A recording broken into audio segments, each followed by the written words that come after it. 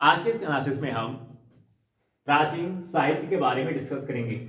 प्राचीन साहित्य यूपीएससी और स्टेट पीसीएस एग्जाम में क्वेश्चंस पूछने का एक इंपॉर्टेंट एंगल होता है। यदि आप इस एनालिसिस के अंत तक बने रहेंगे तो क्या क्या आपको सीखने को मिलेगा। इसके थ्रू आउट आप एनसीईआरटी की बुक के पढ़ने के तरीके को सीख सकते हैं, जो यूपीएससी और स्टेट पीसीएस एग्जाम को क्लियर करने के लिए अति आवश्यक होता है। यूपीएससी और स्टेट पीसीएस एग्जाम में क्वेश्चंस पूछने का जो अप्रोच होता है, जो एंगल होता है, वो एंगल भी आपको सीखने को मिलेगा। एनसीईआरटी के बुक के भीतर किस चैप्टर पे, किस टॉपिक्स पे ज्यादा फोकस करें, किस पे कम फोकस करें, यानी आप अपने टाइम को स्मार्ट तरीके से कैसे यूटिलाइज करें, ये अप्रोच भी आपको सीखने को मिलेगा। प्राचीन साहित्य के थ्रू आउट यूपीएससी एग्जाम और स्टेट पीसीएस एग्जाम में जो क्वेश्चंस पूछे गए 30 वर्षों के क्वेश्चंस का, 30 वर्ष के क्वेश्चंस का, 30 से 35 वर्ष के क्वेश्चंस का मैं यहां पे आंसर्स कर रहा हूं। ये आपको एक सही दिशा, एक सही डायरेक्शन प्रोवाइड करेगा कि कैसे आप सही दिशा, एक सही डायरेक्शन में रह करके यूपीएससी और स्टेट पीसीएस एग्जाम की तैयारी करें। यूपीएससी और स्टेट पीसीएस एग्जाम को अगर आपको क्लियर करना है तो आपके पास वो सही डायरेक्शन होना चाहिए। और जो सही डायरेक्शन है, सही डायरेक्शन में यूपीएससी और स्टेट पीसीएस एग्जाम की तैयारी कैसे करें, वो कहां से आएगा? प्रीवियस ईयर क्वेश्चन पेपर के एनालिसिस से आएगा। और आप जब स्टार्टिंग में तैयारी करते हैं, जब आप शुरू में तैयारी करते हैं, तो आपके अंदर उतनी क्षमता नहीं होती कि आप प्रीवियस ईयर क्वेश्चन पेपर को एनालाइज कर लें, एनालिसिस कर लें, क्योंकि अभी आपकी स्टार्टिंग है। और स्टार्टिंग में तो अभी आपका एनसीईआरटी का कॉन्सेप्ट नहीं क्लियर है, एनसीईआरटी का फैक्ट नहीं क्लियर है, तो कैसे आपके अंदर क्षमता होगी कि आप उसका एनालिसिस कर पाए। ऐसे में यदि अभी आप तैयारी शुरू कर रहे हैं या 1 वर्ष से 2 वर्ष से तैयारी कर रहे हैं, फिर भी अभी आप उस सही डायरेक्शन में, यूपीएससी एग्जाम के सही डायरेक्शन में नहीं पहुंच पा रहे हैं, तो ये एनालिसिस आपके लिए बहुत ही जरूरी होगा। आप इस एनालिसिस के अंत तक बने रहना यदि आप सीखना चाहते हैं तो। मिलिंद पन्नो पे आईएएस एग्जाम 1997 में क्वेश्चंस पूछा गया। ये point old NCERT Ramsharan Sharma की बुक में दिया गया है। यानी ये जो क्वेश्चन पूछा गया है ओल्ड एनसीईआरटी रामशरण शर्मा की बुक से पूछा गया है। ये बताने के पीछे का पर्पस क्या है, ये बताना कि एनसीईआरटी की बुक कितना जरूरी होती है। जब मैं प्रीवियस ईयर क्वेश्चन पेपर का एनालिसिस करता हूं तो वहां पे मैं दिखाता हूं, अगर मैं 10-12 क्वेश्चंस में एक क्लास में डिस्कस कर रहा हूं तो उसमें से 7 to 8 क्वेश्चंस ऐसे रहते हैं जो सीधे एनसीईआरटी बुक से पूछे जाते हैं, पूछे गए क्वेश्चंस हैं। तो इसलिए जो एनसीईआरटी का बुक होता है वो बहुत जरूरी होता। तो एनसीईआरटी को आपको इग्नोर नहीं करना है, एनसीईआरटी की बुक पे आपको फोकस रहना, फोकस होकर तैयारी करनी है एनसीईआरटी की बुक के थ्रू आउट। मिलिंद पन्नो की बात करें तो ये पाली ग्रंथ है, यानी पाली भाषा में लिखा गया है। मिलिंद पन्नो पाली ग्रंथ है, ये पाली भाषा में लिखा गया है। मिलिंद पन्नो से क्वेश्चंस में ये था कि मिलिंद पन्नो से हमें किसके बारे में जानकारी प्राप्त होती है, मिलिंद पन्नो निम्नलिखित में से किस स्टेटमेंट से रिलेटेड है। तो जो आंसर में था, उस आंसर में एक पॉइंट ये भी था, मिनांडर और नाक्सेन के बीच वाद विवाद का विस्तृत विवरण। आंसर में 4 पॉइंट दिए गए थे। जो सही आंसर था वो सही आंसर क्या है? आंसर के अंदर ये लिखा गया था, मिनांडर और नाक्सेन के बीच वाद विवाद का विस्तृत विवरण हमें प्राप्त होता है। ये जो लाइन है, ये जो लाइन जो आंसर में था, आईएएस एग्जाम 1997 में जो क्वेश्चन पूछा गया उसके आंसर में एक पॉइंट ये भी था, मिनांडर और नाक्सेन के बीच वाद विवाद का विस्तृत विवरण। ये line old NCERT Ramsharan Sharma की बुक में लिखी गई है। ये लाइन जो आईएएस एग्जाम के क्वेश्चंस के आंसर में डाला गया था, ये लाइन, ये same line old NCERT Ramsharan Sharma की बुक में लिखी गई। ये क्यों मैं बता रहा हूं, इससे क्लियर हो जा रहा है कि एनसीईआरटी का जो कॉन्सेप्ट होता है, एनसीईआरटी के जो फैक्ट जो आप पढ़ते हैं उसके अंदर, वो कितने इंपॉर्टेंट होते हैं। वो सीधे क्वेश्चंस के रूप में आ जाते हैं, सीधे वो क्वेश्चंस के आंसर में आ जाते हैं, या सीधे वो क्वेश्चन के फॉर्म में आ जाते हैं। तो बहुत ही बारीक, बहुत ही ध्यान दे करके 2018 से 2024 के जो प्रीवियस ईयर क्वेश्चन पेपर, अगर आप उसका एनालिसिस करें, जो ट्रेंड चेंज हो रहा है वो क्या कह रहा है कि एनसीईआरटी को आपको बहुत ही सही तरीके से, बहुत ही सही ढंग से, सही अप्रोच से आपको पढ़ना है। तो अगर आप एनसीईआरटी को सरफेस टू सरफेस पढ़ रहे हैं, एनसीईआरटी की गहराई में नहीं उतर रहे हैं, तो उसका कोई फायदा आपको मिलेगा नहीं। इसलिए आप एनसीईआरटी की गहराई में कैसे उतरे, कैसे उतरा जाता है, इस अप्रोच से पढ़ें। यानी आप एनसीईआरटी की गहराई में उतर करके पढ़ें, और ये जो एनालिसिस है ये आपको एनसीईआरटी की गहराई में कैसे उतरते हैं ये एनालिसिस आपको सिखाएगा। तो मिलिंद पन्नो से हमें किसकी जानकारी प्राप्त होती है? मिनांडर और नागसेन के बीच वाद विवाद का विस्तृत विवरण प्राप्त होता है। मिलिंद पन्नों से हमें मिनांडर और नागसेन के बीच वाद विवाद का विस्तृत विवरण प्राप्त होता है। नागसेन जो थे, ये जो नागसेन थे ये कौन थे? बौद्ध भिक्षु थे। नागसेन बौद्ध भिक्षु थे। और जो मिनांडर था, ये जो मिनांडर था, मिनांडर इंडो यूनानी राजवंश का, मिनांडर इंडो यूनानी राजवंश का महत्वपूर्ण शासक था। मिनांडर इंडो यूनानी राजवंश का महत्वपूर्ण शासक था। और जो इंडो यूनानी राजवंश है ये किस काल से संबंध रखता है? ये मौर्योत्तर काल से संबंध रखता है। जो इंडो यूनानी राजवंश है ये मौर्योत्तर काल से संबंध रखता है। तो मिलिंद पन्नो क्या है? मिनांडर और नागसेन। मिलिंद पन्नो जो एक पाली ग्रंथ है जो पाली भाषा में लिखा गया है। यहां से हमें मिनांडर और नागसेन के बीच वाद विवाद का विस्तृत विवरण प्राप्त होता है। नागसेन कौन थे? बौद्ध भिक्षु थे। इस मिलिंद पन्नो में मिनांडर ने नागसेन से, इस मिलिंद पन्नो ग्रंथ में मिनांडर ने नागसेन से बौद्ध धर्म से रिलेटेड, बौद्ध धर्म से संबंधित कई क्वेश्चंस किए, कई प्रश्न पूछे। इस मिलिंद पन्नो पाली ग्रंथ में मिनांडर ने नागसेन से बौद्ध धर्म से रिलेटेड, बौद्ध धर्म से संबंधित कई प्रश्न, कई क्वेश्चंस किए। किससे किए? नागसेन से किए। मिनांडर ने नागसेन से बौद्ध धर्म से रिलेटेड, बौद्ध धर्म से संबंधित कई क्वेश्चंस किए। तो इसकी जानकारी हमें कहां से प्राप्त होती है? मिलिंद पन्नों से प्राप्त होती है। ठीक है। अश्वघोष की बात करें, अश्वघोष पे इस पॉइंट पे स्टेट पीसीएस एग्जाम में क्वेश्चन पूछा जा चुका है। मल्टीपल टाइम क्वेश्चन पूछे गए डिफरेंट, अलग अलग स्टेट पीसीएस एग्जाम में। तो क्वेश्चन बनने का एक इंपॉर्टेंट एंगल है। तो यदि हम अश्वघोष की बात करें तो जो अश्वघोष है ये कनिष्क के दरबार से संबंधित हैं। जो अश्वघोष हैं ये कनिष्क के दरबार से संबंधित है। यानी अश्वघोष कनिष्क के राजकवि थे।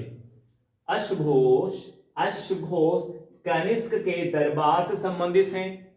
यानी अश्वघोष कनिष्क के राजकवि थे। अश्वघोष कनिष्क के क्या थे? राजकवि थे। अश्वघोष कनिष्क के दरबार से संबंध रखते हैं। कनिष्क कुषाण वंश का महत्वपूर्ण शासक था। कनिष्क कुषाण वंश का महत्वपूर्ण शासक था। और जो कुषाण वंश है ये मौर्योत्तर काल से संबंध रखता है। कुषाण वंश मौर्योत्तर काल से संबंध रखता है। कुषाण वंश मौर्योत्तर काल से संबंध रखता है। यानी कुषाण वंश किस काल का है? मौर्योत्तर काल का है। इंडो यूनानी राजवंश किस काल का है? इंडो यूनानी राजवंश किस काल का है? मौर्योत्तर काल का है। ठीक है। एनसीईआरटी की बुक में जब आप पढ़ेंगे तो वहां पे आपको मौर्योत्तर काल के थ्रू आउट आपको कुषाण, इंडो यूनानी, इन सब के बारे में सीखने को मिलेगा। अब नेक्स्ट पॉइंट, अगर हम बात करें अश्वघोष की रचना की, तो अश्वघोष की रचना क्वेश्चंस पूछने का यूपीएससी और पीसीएस एग्जाम में, अश्वघोष की जो रचना है यूपीएससी और पीसीएस एग्जाम में क्वेश्चंस बनने का एक इंपॉर्टेंट एंगल है। इनकी रचना की बात करें तो इनकी रचना क्या है? बुद्धचरित। अश्वघोष की रचना क्या है? बुद्धचरित में बुद्ध के जीवन के बारे में जानकारी प्राप्त होती है। बुद्धचरित में बुद्ध के जीवन के बारे में जानकारी प्राप्त होती है। अश्वघोष की जो दूसरी रचना है वो सौंदरानंद है। तीसरी रचना सारिपुत्र प्रकरण है। अश्वघोष की प्रथम रचना बुद्धचरित है, दूसरा सौंदरानंद है। सौंदरानंद संस्कृत काव्य का एक महत्वपूर्ण उदाहरण है। सौंदरानंद संस्कृत काव्य का एक महत्वपूर्ण उदाहरण है। सौंदरानंद संस्कृत काव्य का एक महत्वपूर्ण उदाहरण है। तीसरी रचना क्या है कि सारिपुत्र प्रकरण।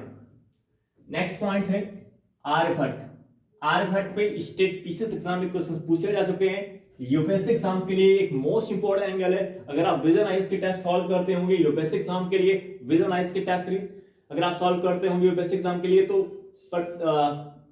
जो टेस्ट सीरीज होता है उनके टेस्ट सीरीज में आर्यभट्ट से रिलेटेड प्रीलिम्स एग्जाम में आर्यभट्ट से रिलेटेड मल्टीपल क्वेश्चंस रहते हैं उनकी टेस्ट सीरीज में। तो क्वेश्चंस बनने का एक इंपॉर्टेंट एंगल है। और इस पॉइंट पे स्टेट पीसेस एग्जाम में क्वेश्चन पूछा जा चुका है, और जिस पॉइंट पे स्टेट पीसेस एग्जाम में क्वेश्चन मल्टीपल टाइम पूछे गए हैं, 2 बार 3 बार पूछे गए हैं, वो पॉइंट यूपीएससी एग्जाम में क्वेश्चंस बनने का एक इंपॉर्टेंट एंगल होता है। ऐसा मैं किस बेसिस पे कह रहा हूं, ऐसा मैं यूपीएससी के जो 30 से 35 वर्ष के हमने previous year question paper solve किए हैं उसके आधार पे मैं बोल रहा हूं कि स्टेट पीसीएस एग्जाम में जो क्वेश्चंस 2 टाइम या 3 टाइम पूछे गए हैं उन क्वेश्चंस के यूपीएससी एग्जाम में बनने की पॉसिबिलिटी संभावना बहुत ज्यादा होती है। इसलिए मैं यूपीएससी और स्टेट पीसीएस एग्जाम के प्रीवियस ईयर क्वेश्चन पेपर का एनालिसिस साथ साथ में कर रहा हूं।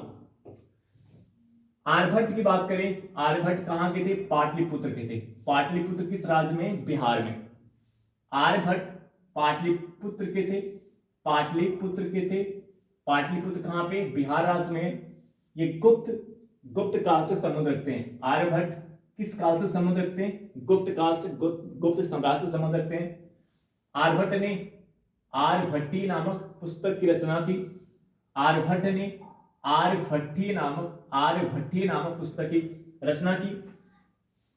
आर्यभट्ट ने आर्यभट्टी नामक पुस्तक की रचना की, जिसके अनुसार, इस पुस्तक के अनुसार, इस आर्यभट्टी पुस्तक के अनुसार सूर्य स्थिर है, यानी आर्यभट्ट के अनुसार सूर्य स्थिर है और पृथ्वी क्या है? घूमती है। आर्यभट्ट ने क्या बताया कि सूर्य स्थिर है और पृथ्वी क्या है? घूमती है। तो आज जो आपको जो जियोग्राफी के थ्रू आपको सीखने को मिलता है कि पृथ्वी क्या है? पृथ्वी घूमती है और सूर्य क्या है? स्थिर है, यानी पृथ्वी जो है सूर्य का चक्कर लगाती है। यह जानकारी आपको किसने दिया था? आर्यभट्ट ने दिया था। किस काल में, किस समय में? गुप्त काल में, गुप्त साम्राज्य में। इससे सीखने को मिल रहा है कि गुप्त साम्राज्य में, गुप्त काल में जो साइंस एंड टेक्नोलॉजी था, विज्ञान और प्रौद्योगिकी था, वो कितना आगे था। इससे गुप्त साम्राज्य, गुप्त काल के विज्ञान और प्रगति के बारे में हमें पता चलता है। आर्यभट्ट ने अपने आर्यभट्टी पुस्तक में क्या बताया कि सूर्य स्थिर है और पृथ्वी क्या है? घूमती है। इसके साथ साथ रामशरण शर्मा की book ancient history old NCERT, Ramsharan Sharma की book old NCERT ancient history Ramsharan Sharma की बुक में ये पॉइंट लिखा गया है। मोस्ट इंपोर्टेंट फैक्ट है क्वेश्चंस बनने का, क्योंकि ये ओल्ड एनसीईआरटी रामशरण शर्मा की बुक में लिखा गया है ये पॉइंट, इसलिए क्वेश्चंस बनने का इंपॉर्टेंट एंगल है। ये पॉइंट आर्यभट्ट से रिलेटेड है, क्योंकि अभी हमने आपको दिखाया कि बार बार, जब मैं प्रीवियस क्वेश्चन पेपर डिस्कस करता हूं, मैं बार बार आपको ये दिखाता हूं कि देखिए एनसीईआरटी की, ओल्ड एनसीईआरटी रामशरण शर्मा की बुक से क्वेश्चन पूछा गया और सीधे के सीधे उसके अंदर के पॉइंट को इस क्वेश्चंस बना करके उसके अंदर के जो पॉइंट डाले जा रहे हैं आंसर में, वो पॉइंट सीधे सीधे ओल्ड एनसीईआरटी रामशरण शर्मा की बुक के भीतर देखने को आपको मिल रहा है। तो ये कॉन्सेप्ट जो फैक्ट आपको ओल्ड एनसीईआरटी रामशरण शर्मा की बुक में दिया गया है, जो आर्यभट्ट से रिलेटेड है, एक इंपॉर्टेंट एंगल है क्वेश्चन बनने का, तो आप इसको ध्यान से देखिएगा।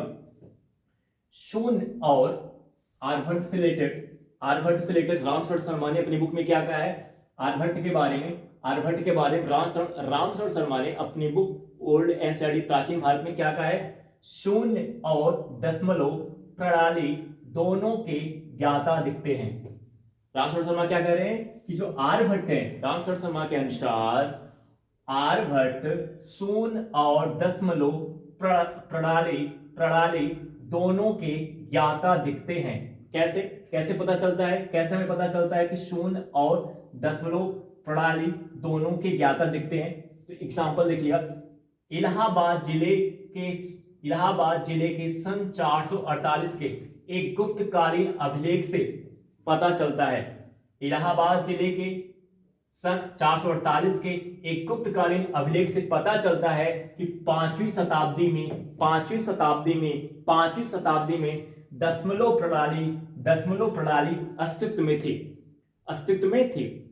रामशरण शर्मा कहते हैं, रामशरण शर्मा आर्यभट्ट के बारे में क्या इंफॉर्मेशन दे रहे हैं, क्या जानकारी दे रहे हैं? इनके अनुसार आर्यभट्ट शून्य और दशमलव प्रणाली दोनों के ज्ञाता दिखते हैं। कैसे पता चलता है? इसका एविडेंस क्या है? इसका साक्ष्य क्या है? क्या एविडेंस इसका? तो एग्जांपल के तौर पर आप देखें, इलाहाबाद जिले के सन 448 के एक गुप्तकालीन अभिलेख से पता चलता है कि 5वीं शताब्दी में दशमलव प्रणाली 5वीं शताब्दी में दशमलव प्रणाली अस्तित्व में थी। अस्तित्व में थी। तो मोस्ट इंपॉर्टेंट कॉन्सेप्ट है एनसीईआरटी की बुक का और एनसीईआरटी का, तो आप इसको दिमाग में बैठा सकते हैं। आर्यभट्ट गणितज्ञ भी थे और क्या थे, खगोल शास्त्री। तो गणितज्ञ कैसे थे, आर्यभट्ट गणितज्ञ कैसे थे, तो यहां से आपको पता चल जा रहा है, ये पॉइंट ये दर्शा रहा है, सो ये पॉइंट ये फैक्ट दर्शा रहा है कि आर्यभट्ट क्या थे, गणितज्ञ और खगोल शास्त्री। आर्यभट्ट क्या थे, खगोल शास्त्री। कैसे पता चलता है, तो यहाँ पे आप बता रहे हो कि सूर्य क्या है, आर्यभट्ट के अनुसार सूर्य स्थिर है और पृथ्वी क्या है, घूमती है। इससे पता चलता है कि आर्यभट्ट क्या थे, खगोल शास्त्री भी थे। इस फैक्ट से पता चलता है कि आर्यभट्ट खगोल शास्त्री थे और इस फैक्ट से पता चलता है कि आर्यभट्ट क्या थे, गणितज्ञ थे। क्लियर है। अब जैसे अगर कोई स्टेटमेंट आपके सामने, देखिए कैसे बारीकी से आपसे गलती करा सकता है यूपीएससी एग्जाम के, जो प्रीलिम्स एग्जाम के स्टेटमेंट है, कैसे आपसे गलती करा सकते हैं क्वेश्चन। जैसे आप यहां पे सीख के जा रहे हो कि आर्यभट्ट, इस फैक्ट से पता चल रहा है कि आर्यभट्ट गणितज्ञ भी थे और खगोल शास्त्री भी थे। अब एक स्टेटमेंट अगर आपके सम्मुख आर्यभट्ट के बारे में लिख के आता कि आर्यभट्ट केवल गणितज्ञ थे, आर्यभट्ट केवल गणितज्ञ थे, तो ये स्टेटमेंट क्या होगा, गलत होगा, क्योंकि आर्यभट्ट गणितज्ञ और खगोल शास्त्री दोनों थे। अब नेक्स्ट पॉइंट है हर्ष। हर्ष पे प्राचीन साहित्य के थ्रू आउट हर्ष से रिलेटेड क्वेश्चंस यूपीएससी और स्टेट पीसीएस एग्जाम में मल्टीपल टाइम पूछे गए। आईएएस एग्जाम में हर्ष के रचना पॉइंट पे क्वेश्चन पूछा गया है। हर्ष के 3 संस्कृत नाटक के बारे में क्वेश्चन पूछे गए आईएएस एग्जाम में और स्टेट पीसीएस एग्जाम में, तो मल्टीपल टाइम पूछा गया है। तो ये भी एक इंपॉर्टेंट एंगल है क्वेश्चन का। अगर हम हर्ष की बात करें तो जो हर्ष है ये गुप्तोत्तर काल से संबंध रखते हैं। हर्ष जो है गुप्तोत्तर काल के महत्वपूर्ण शासक थे। हर्ष गुप्तोत्तर काल के महत्वपूर्ण शासक थे। इनकी रचना में 3 संस्कृत नाटक है। फर्स्ट है रत्नावली। फर्स्ट क्या है, रत्नावली। इसमें रत्नावली और उदयन की प्रेम प्रसंग का वर्णन किया गया है। रत्नावली संस्कृत नाटक में रत्नावली और उदयन की प्रेम प्रसंग का यानी प्रेम गाथा का वर्णन किया गया है। नागानंद, हर्ष की जो दूसरी रचना है वो है नागानंद। नागानंद से हमें क्या पता चलता है, नागानंद से हमें गरुड़ देवता को सांपों की बलि देने से रोकने के लिए जीमूत वाहन ने अपना शरीर त्याग दिया। नागानंद हर्ष की दूसरी रचना है। नागानंद हर्ष के 3 संस्कृत नाटकों में से एक है।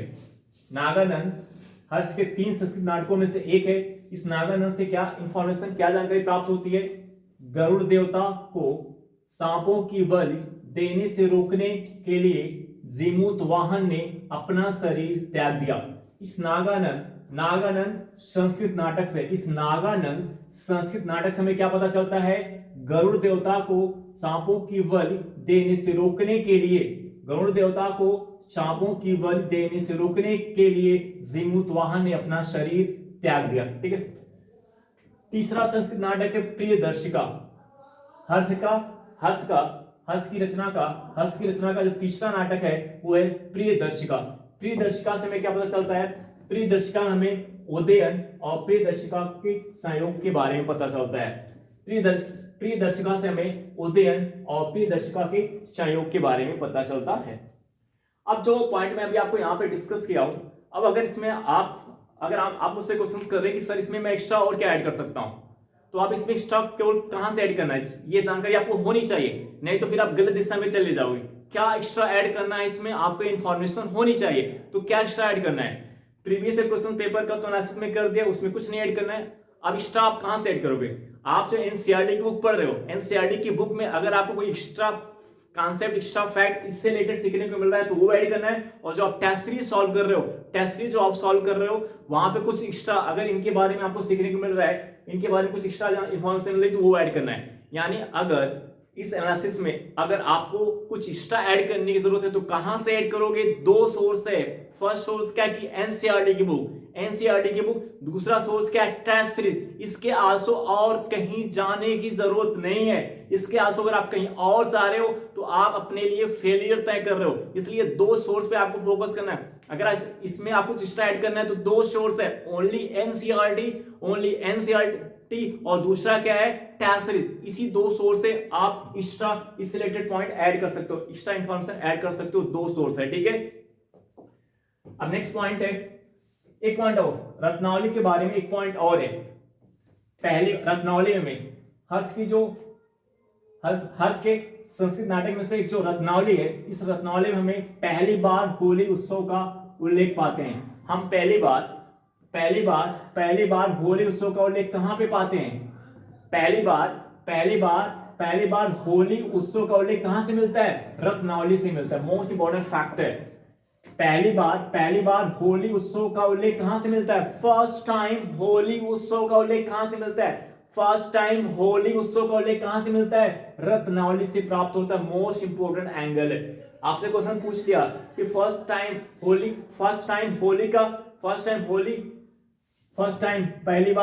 होली उत्सव का उल्लेख हमें कहां से प्राप्त होता है? रत्नावली से प्राप्त होता है। नागानंद के बारे में एक पॉइंट और है, नागानंद से हमें गौतम बुद्ध के बारे में भी इंफॉर्मेशन प्राप्त होती है। नागानंद से हमें गौतम बुद्ध के बारे में भी इंफॉर्मेशन प्राप्त होती है, ठीक है। अब नेक्स्ट पॉइंट यहां पर डिस्कस करेंगे, मनुस्मृत यूपीएससी और स्टेट पीसी एग्जाम में क्वेश्चन बनने का इंपॉर्टेंट एंगल है। मनुस्मृत पर स्टेट पीसी एग्जाम में मल्टीपल टाइम क्वेश्चन पूछे गए। मनुस्मृत पर स्टेट पीसी एग्जाम में मल्टीपल टाइम क्वेश्चन पूछे गए हैं, इसलिए यूपीएससी एग्जाम में इस पॉइंट से क्वेश्चन बनने की पॉसिबिलिटीज बहुत ज्यादा है।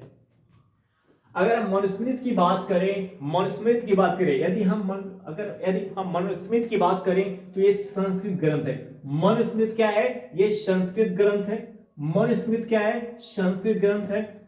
इसकी रचना कब की गई? 200 ईसा पूर्व से 200 ईस्वी के बीच। 200 ईसा पूर्व से 200 ईस्वी के बीच मनुस्मृत एक संस्कृत ग्रंथ है। मनुस्मृत क्या है? संस्कृत ग्रंथ है। और इसकी रचना कब की गई? इसे कब लिखा गया? 200 ईसा पूर्व से 200 ईस्वी के बीच। 200 ईसा पूर्व से 200 ईस्वी के बीच। 200 ईसा पूर्व से 200 ईस्वी के बीच। तो ये जो मनुस्मृत है इसे मनु के कानून के नाम से भी जानते हैं। मनुस्मृत को हम मनु के कानून के नाम से भी जानते हैं। देखिए टाइमलाइन आपको पता है कि टाइमलाइन क्वेश्चन बनने का इंपॉर्टेंट एंगल होता है। प्रत्येक वर्ष यूपीएससी हो या स्टेट पीसीएस एग्जाम का हो, टाइमलाइन से रिलेटेड आपको 3 to 4 5 क्वेश्चन मिल जाते हैं। टाइमलाइन से रिलेटेड आपको 3 4 5 6 क्वेश्चन आपको मिल जाते हैं एग्जाम में। तो टाइमलाइन जो होता है क्वेश्चन बनने का इंपॉर्टेंट एंगल होता है। इसलिए जब आप हिस्ट्री पढ़ रहे हैं, एंशिएंट हिस्ट्री आप पढ़ रहे हैं, मिडिल हिस्ट्री पढ़ रहे हैं, तो आप मॉडर्न हिस्ट्री पढ़ रहे हैं, तो टाइमलाइन आपको पता होना चाहिए। टाइमलाइन एक इंपॉर्टेंट एंगल है। स्टेट पीसीएस में तो टाइमलाइन पे 5 to 6 क्वेश्चन रहते हैं। स्टेट पीसीएस एग्जाम में टाइमलाइन पे 5 to 6 क्वेश्चंस रहते हैं, और यूपीएससी एग्जाम में 1 से 2 क्वेश्चन, 2 से 3 क्वेश्चंस बनने की पॉसिबिलिटीज रहती है टाइमलाइन पे। तो टाइमलाइन एक इंपॉर्टेंट एंगल होता है। मनुस्मृत क्या है? मनु के कानून। मनुस्मृत क्या है? मनु के कानून। इस मनु के कानून में आपको क्या क्या सीखने को मिलता है? मनुस्मृत क्या है? मनु के कानून। इसमें समाज में स्त्रियों और पुरुषों की भूमिका, सामाजिक स्थलों पर उनकी बातचीत और उस आचार संहिता को परिभाषित करता है। मनुस्मृत क्या है? मनु के कानून। मनुस्मृत क्या है? मनु के कानून। मनु के क्या थे? कानून। ये कानून क्या कहता है? इस कानून में क्या पता चलता है? समाज में स्त्रियों और पुरुषों की भूमिका, समाज में स्त्रियों और पुरुषों की भूमिका, सामाजिक स्थलों पर उनकी बातचीत और उस आचार संहिता को परिभाषित करता है। यानी इस मनुस्मृत से हमें सोसाइटी के बारे में, समाज के बारे में, उस समाज में रहने वाले स्त्रियों और पुरुषों के बारे में, साथ साथ वहां की सामाजिकता के बारे में हमें पता चलता है। तो मनुस्मृत जो मन के कानून है, मनुस्मृति किसके द्वारा लिखा गया? मनु के द्वारा। मनुस्मृति क्या है? मनु के कानून। मनु के कानून से हमें क्या इन्फॉर्मेशन मिलती है? मनु के कानून से हमें क्या जानकारी मिलती है? समाज में स्त्रियों और पुरुषों की भूमिका, सामाजिक स्थलों पर उनकी बातचीत और उस आचार संहिता को परिभाषित करता है। उस आचार संहिता को परिभाषित करता है, यानी एक रूल, एक लॉ, एक कानून को डिफाइन करना है कि आपको उस सोसाइटी, उस समाज के भीतर आपको कैसे रहना है। सामाजिक स्थलों पर समाज में स्त्रियों और पुरुषों की भूमिका, समाज में स्त्रियों और पुरुषों की भूमिका को परिभाषित करता है। ये जो मनुस्मृति है, जो मनु का कानून है, ये समाज में स्त्रियों और पुरुषों की भूमिका को परिभाषित करता है। सामाजिक स्थलों पर उनकी बातचीत के लिए भी ये क्या है? एक आचार संहिता को परिभाषित करता है। सामाजिक स्थलों पर उनकी बातचीत, सामाजिक स्थलों पर उनकी बातचीत और उस आचार संहिता को परिभाषित करता है। तो सामाजिक स्थलों पर उनकी जो बातचीत है उसके लिए एक आचार, एक संहिता, एक रूल, एक नियम को बनाता है कि किस एक आप इस नियम में, इस दायरे में, इस नियम के दायरे में आप रह सकते हैं, इसके दायरे में रह के आप काम कर सकते हैं। तो ये समाज में स्त्रियों और पुरुषों की भूमिका को क्या करता है? समाज में स्त्रियों और पुरुषों की भूमिका को निर्धारित करता है और सामाजिक स्थलों पर उनकी बातचीत और उस आचार संहिता को क्या करता है? परिभाषित करता है। समाज में स्त्रियों और पुरुषों की भूमिका को परिभाषित करता है। समाज में स्त्रियों और पुरुषों की भूमिका को परिभाषित करता है। ये जो मनुस्मृति है, ये समाज में स्त्रियों और पुरुषों की भूमिका को परिभाषित करता है, सामाजिक स्थलों पर उनकी बातचीत और उस आचार संहिता को परिभाषित करता है। यानी उनके लिए आचार संहिता, आचार संहिता मतलब एक रूल, एक नियम, एक कानून, मनु के कानून। मनु के कानून समाज में जो स्त्रियां हैं, जो पुरुष हैं, उनके लिए कानून की व्याख्या करता है। एक कानून, एक नियम बताता है, एक रूल बताता है कि इस नियम में रहकर के आप काम कर सकते हैं। ये रूल किसके लिए? उस समाज में रहने वाली स्त्रियों के लिए। ये नियम किसके लिए बन रहा है? मनु के कानून किसके लिए? समाज में रहने वाली स्त्रियों के लिए। और किसके लिए? पुरुषों के लिए। उनके लिए एक आचार संहिता, एक रूल्स, एक नियम क्या करता है? डिसाइड करता है, बनाता है कि कैसे आप उस सोसाइटी, उस समाज के अंदर आप रह सकते हैं। तो इस एनालिसिस से आई होप डेट ये एनालिसिस आपको समझ में आया होगा। अब इसमें हमने आपको क्लियर कर दिया कि अगर आप मुझसे पूछेंगे कि इस क्लास के बाद मैं एक्स्ट्रा क्या ऐड कर सकता हूं, तो दो सोर्स हैं। एक तो आपकी एनसीईआरटी की बुक है, दूसरा सोर्स आपका क्या है? Test series. इसके आस अगर आप किसी और सोर्स पे जाओगे तो आप फेलियर के रास्ते की तरफ बढ़ोगे, तो आप फेल होने की तरफ बढ़ोगे, यानी आप गलत डायरेक्शन में टेंड कर जाओगे। इसलिए आपको सही डायरेक्शन में रहकर तैयारी करनी है। तो आफ्टर डेट आपको दो सोर्स से ऐड करने की एनसीईआरटी की बुक जो आप पढ़ते हो, उस एनसीईआरटी की बुक से अगर आपको एक्स्ट्रा कॉन्सेप्ट या फैक्ट इससे रिलेटेड सीखने को मिल रहा है तो वो ऐड करना है। साथ ही साथ जो आप टेस्ट सीरीज सॉल्व कर रहे हो, उस टेस्ट सीरीज से जो अगर कुछ एक्स्ट्रा सीखने को मिल रहा है इससे रिलेटेड, तो वो आपको ऐड करना है। आई होप डेट ये एनालिसिस आपको समझ में आया होगा। हम आपसे नेक्स्ट वीडियो मिलेंगे। Okay, bye.